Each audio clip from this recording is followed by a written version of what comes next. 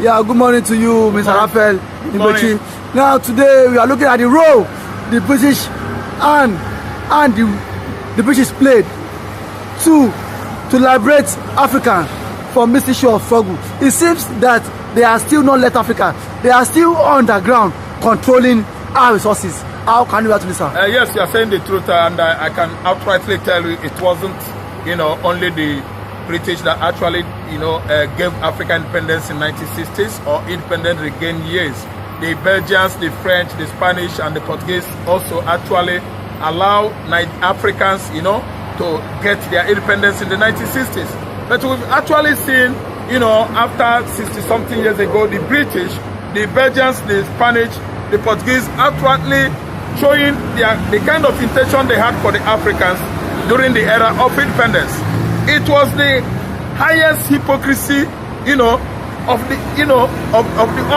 order, because the Britain, they left Nigeria, they left Ghana, they left Kenya, yet the British are still in control of these countries. We've actually seen how Nigeria degenerated since independence years. From independence years to this present 2023-25, we've seen that Nigeria has never gone to any place. They have never gotten to anywhere. Why? Our resources. Our resources? Yes, our mineral resources, our natural endowments are being controlled by the British. The British Janjaweeds are at the back door, remoting the political juggernauts of this country. They've never, tried to give the leadership to a competent man, Nigerian, who could deliver, to our own, democracy. Nobody. The people they have given so far, number one, Obasanjo. Where did Obasanjo go? What is it that Obasanjo has actually achieved? From 1999 to 2007. No. Issue of power, the generation. Yes. It was as yet no money, pumped into that institution of power. That's NEPA. National Electricity Power Authority is zero till today. What are you talking about agriculture? Babangida Obasanjo, has not done anything about agricultural, our agricultural system. Nigeria has not been able to come out with agricultural cultivation across Nigeria. We have vast arable land in the north. Why not cultivating those virgin land in the north? In quantum hectares. In the north, we grow granite, we grow cotton, we grow lettuce, we grow carrots. We grow corn and other, cereal food. In the north, Nigeria is having a vast land from Sokoto to Niger border. From Katsina to Niger border. From Borno to Chad. Very vast land, arable land.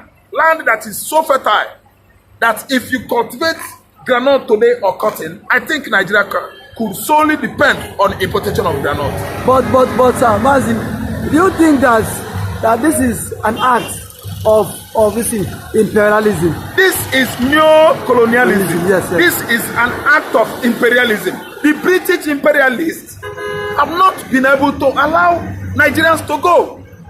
Nigeria is still under the tutelage of British rulership. Because you can't say this is leadership. No, they are no longer leading. They are the back door, remoting, and ruling Nigeria. Very bad rulership of the British, imperialists.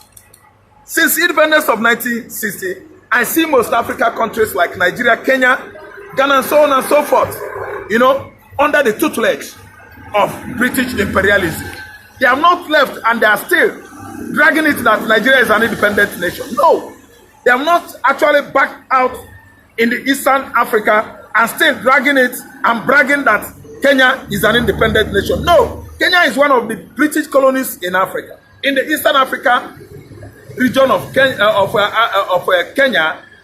they are still under the tutelage of the British imperialism because the Kenyans are suffering. Just little things actually stopped escalation of fully blown civil unrest in Kenya last year. I'm telling you, little things remain. They would have sacked, there would have been a bloody unrest across Kenya, country. But God just saved that situation. It is because of the kind of British colonial policy that has come back after Kenya independence in 1960s. It is unfair. Look at Zimbabwe today. Zimbabwe is not going anywhere. After they try hard to oust Robert Mugabe, who became the Kenyan president since 1980, it proved very difficult for them. And they started fighting Robert Mugabe using the white farmers in Zimbabwe. But Mugabe still resisted them. That's why they hated him and wrote all manners of evil activities, against Zimbabwean leader Robert Mugabe. I think anyway, I will use this opportunity to say, may his soul rest in peace. He died, I think, 2021. But what are the African descendants doing to rescue power from these white men? Let me tell you, you should have asked me, what are the African activists? Yes. The activist establishment or platform organization in Africa, what are they doing? And more or less, a better question could have come, what is it that AU, African Union, translated from OAU, doing about the British insistent rulership on Africa? Nothing. Why?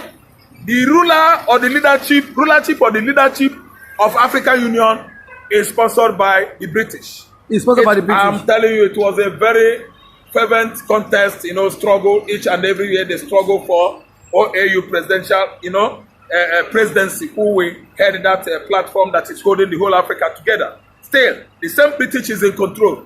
That's why you see that AU is a puppet. AU is a stooge to the British. Africa has not gained independence. You can see what Captain Traore of Burkina Faso is doing.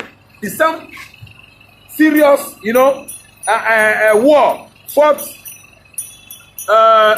Thomas Sankara. The previous Burkina Faso, that young boy, actually brought Burkina Faso to #1 Africa economy, most powerful Africa economy in 1987. But unluckily, the same French used Thomas Sankara's best friend, Campore, to actually eliminate him. And this has been an assassination attempt on current Burkinabe head of state, Ibrahim Traore. The French has been trying and fighting hard, struggling to use someone, close to him to eliminate him recently. And obviously we've seen how Thomas Sankara escaped almost 23 assassination attempts from 2022 to 2023 in a space of 36 months. Not up to, because we are in June. Almost 5 months. Captain Traore Ibrahim escaped 23 assassination escape attempts in Burkina Faso. Who plotted it? The British, the French. Who plotted it? The Western Europe. Because they want to be in control of the resources, natural endowment of Burkina Faso. That's why they have been sending all manners of terrorist platform organization from Sahel country, Southern Algeria, Southern Chad, Southern Libya to go after Captain Ibrahim Traore, who is working hard to liberate the people of Burkina Faso from the tutelage of the French hegemony.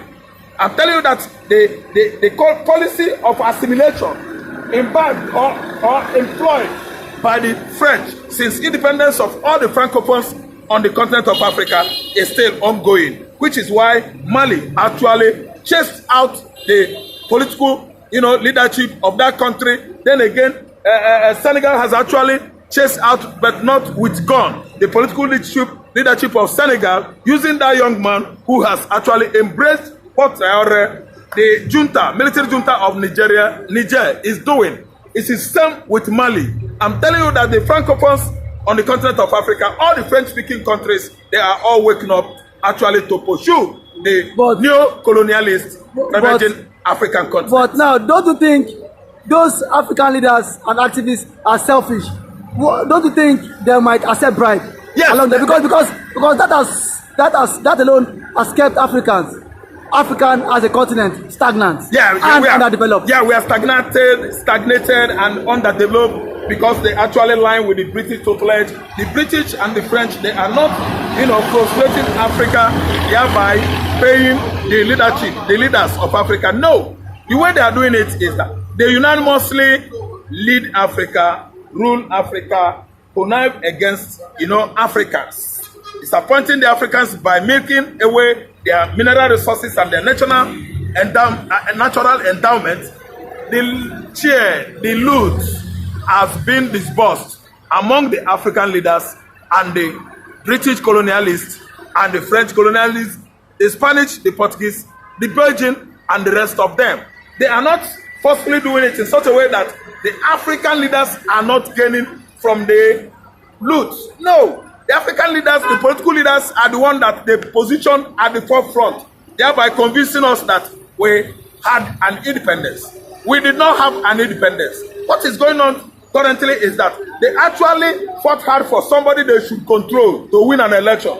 That's why each and every presidential election we held in Africa are monitored, invigilated, and supervised by the European, United Nations, and American observers. Yet, at the end of the day, they will have meeting together unanimously and bring somebody that could play the game well with them. We've seen what happened currently in Nigeria, a situation whereby the United Nations, the British toothpaste, and even the French has actually certified Obi as an accurate man that could give Nigeria very healthy leadership needed or bargained for. That's why they went for an asset of CIA. That's why they went to someone that can represent well to disappoint Nigerians by playing their political games alongside with Bola Ahmed Tinubu, whom they give the victory. How dare the British, how dare the French, how could the INEC chairman or umpire tell us that Tinubu won an election of 2023? It is a lie. It is absolutely a pathological lie, because obviously Nigerians did not vote Tinubu in. Nigerians actually voted Obi in. At Abuja there, we know the percentage that one could get to actually excel. At FCT, 50%. But Obi scored 68%. Tinubu scored 15%. How could you compare what happened in 2015 or 2011 or 1999 or 2007 to what actually happened in 2023 at the FCT level? But it is obvious that the British abetted it, the French abetted it, the Western Europe, they are with Tinubu. That's why we've seen ourselves in this APC administration mess. But now you've said that the French and the British have abetted it now. What do you think the Africans need to do for them to pull away from this issue of neo-colonialism? Because we cannot remain undeveloped like forever. Yeah, you are getting it right. That's what actually happened in Kenya 2024, 2023, when they actually stood up on their foot. To do what? On their feet, to fight Ruto. Ruto won an election by, we know how we struggled, we know how Africans struggled to give it to him. But Ruto at a stage, he started deviating from doing the needful for those electorates, I mean the Kenyans that actually voted him into power. What did the Kenyans do? They all stood on their feet. They protested against the British hegemony or neo-colonialism. They actually subjected Ruto to the greatest test of his time. The international airport, local airport, the seaport, everywhere were shut down in both Nairobi and outside Nairobi. They made sure that they brought the commercial activities of Kenya to a full stop. The protest just lingers and lingers and lingers for months. Virtually 1 year. Kenya political system was at full stop. It wasn't going forward, it wasn't going backward. So what I'm trying to say is that something like that is what's supposed to be happening in Nigeria. In any other African countries that is going through what Nigerians are going today, we should stand up on our feet and start again and again. What actually happened in Nigeria in 2020, the NSAS police brutality protest. That is the only way I see Nigerians could get better solution to what is going on. Okay, thank you for always coming out to air your visa. You are welcome.